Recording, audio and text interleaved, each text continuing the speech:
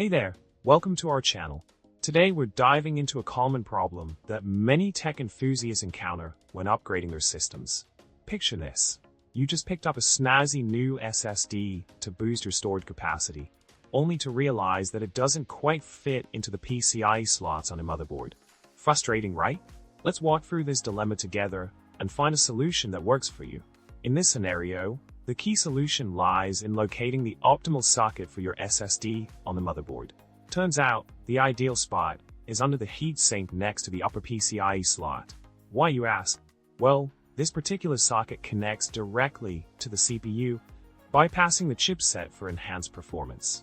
Plus, the built-in cooling helps prevent your SSD from overheating during heavy usage. It's a win-win situation. Now, onto the nitty-gritty of installing your SSD. Simply follow these steps. Loosen the screws of the M.2 shield Frozzer heatsink. Remove the shield and protective films. Insert your M.2 SSD at a 30-degree angle. Secure it with the easy M.2 clip. And finally, reattach the heatsink. Oh, and don't forget to give the SSD a little wiggle to ensure it's snugly seated. If it's being stubborn, just give it another go. Patience is key in the world of tech upgrades.